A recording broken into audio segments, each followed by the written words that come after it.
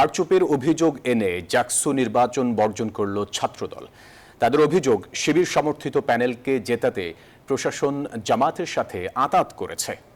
এর আগে পাল্টাপাল্টি অভিযোগের মধ্যেই চলে ভোট গ্রহণ। আর এই হট্টগোলের মধ্যে দুটি কেন্দ্রে ভোট গ্রহণ স্থগিত হলেও পরে আবার ভোট গ্রহণ শুরু হয়। আর এদিকে সার্বিক পরিস্থিতিতে ক্যাম্পাসে বাড়ানো হয়েছে আইন শৃঙ্খলা বাহিনীর সদস্য। ৩৩ বছরের অপেক্ষা শেষে ভোটের সকালে বৃষ্টি উপেক্ষা করেই ভোট কেন্দ্রে সমবেত জাহাঙ্গীরনগর বিশ্ববিদ্যালয়ের শিক্ষার্থীরা। লাইনে দাঁড়িয়ে অপেক্ষা জাকসুর গণতান্ত্রিক ভোট উৎসবের। বৃহস্পতিবার সকাল ৯টায় শুরু হয় ভোট গ্রহণ। তবে ব্যালট পেপার পৌঁছতে দেরি হওয়ায় কিছু কেন্দ্রে ভোট শুরু করতে বিলম্ব হয়। এসব কেন্দ্রে ভোট নেওয়া শুরু হয় সকাল 10:45টায়। এত বছর পরে সে জাকসু হচ্ছে, এটা আমাদের জন্য একটা বড় পাওয়া। আর আমরা আরো অনেক বেশি খুশি, কারণ আমরা সরাসরি ভোটার হিসেবে এখানে অংশগ্রহণ করতে পারছি। আর প্রশাসন যথেষ্ট চেষ্টা করতেছে পরিবেশকে ঠান্ডা রাখার, কেননা দীর্ঘ 33 বছর পর প্রথমবার আমরা জাকসু পাচ্ছি।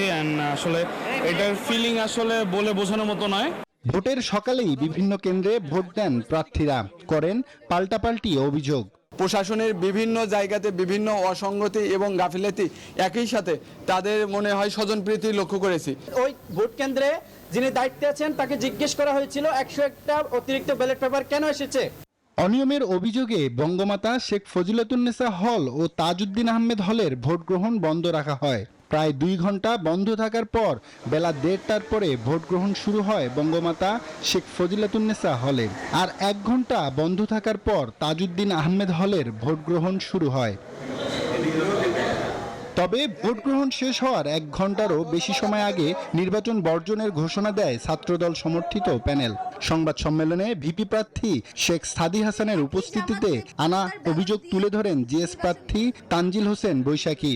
আমাদের বিজয় ব্যাহত করতে ইউনিভার্সিটি প্রশাসন জামাত শিবিরের সাথে এক হয়ে ইলেকশন ইঞ্জিনিয়ারিং এর ব্যবস্থা করেছে। এই নির্বাচনে স্টুডেন্টদের সত্যিকার রায়ের প্রতিফলন ঘটছে না। এসবের প্রতিবাদে আমরা নির্বাচন বর্জন করতে বাধ্য হচ্ছি। এদিকে নির্বাচনের অনিয়মের অভিযোগে নির্বাচনী দায়িত্ব থেকে সরে দাঁড়ানোর ঘোষণা দেন শিক্ষকরা। আমার নিজের কাছে আমার বিবেকের কাছে আমি করতে পারবো না। এই জন্য আমরা যারা দায়িত্বে আছেন যে শিক্ষকরা, আমরা এই নির্বাচন বর্জন করলাম। এখানে নানা রকমের কারচুপি হয়েছে এবং আমরা মনে করছি যে অতিরিক্ত ব্যালট ছাপিয়ে এনে গোপনে তারা হয়তো বা এইভাবে ভোট ও আধিক্য দেখিয়ে তারা জয়লাভ করতে পারে। 25টি পদের বিপরীতে লড়েন 177 জন প্রার্থী। ভিপি পদে 9 আর জিএস পদে 8 জন। 21টি হলে মোট ভোটার 11,759 জন। আব্দুল্লাহ মামুন, নিউজ 24। ওদের স্বপ্ন পূরণে পাশে থাকতে পেরে আমরা গর্বিত।